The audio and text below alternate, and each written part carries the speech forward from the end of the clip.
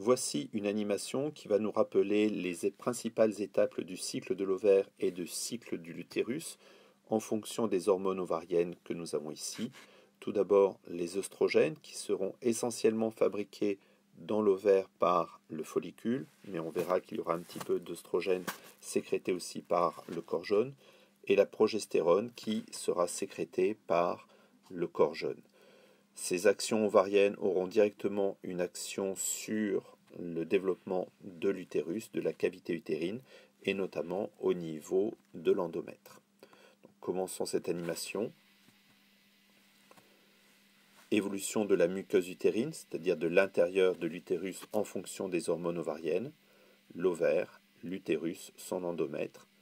Un cycle menstruel qui va durer par exemple ici 28 jours et qui commence toujours par le premier jour des règles. Premier jour des règles, destruction d'une partie de l'endomètre avec les vaisseaux sanguins, ce qui provoque une hémorragie durant 3, 4, 5 jours. Développement ensuite du follicule dans l'ovaire, donc c'est la phase folliculaire. Les œstrogènes ont augmenté, l'endomètre s'est développé. Ovulation à la moitié du cycle, apparition du corps jaune, développement de la progestérone. Cette sécrétion de progestérone permet le développement des vaisseaux sanguins et des tubes au niveau de l'endomètre. Et s'il n'y a pas eu de fécondation, cette progestérone va diminuer.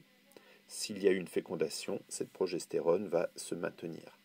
Quand cette progestérone va diminuer, comme elle a une action au niveau de l'endomètre, on aura une rupture d'une partie de l'endomètre et donc l'apparition d'un nouveau cycle avec les règles.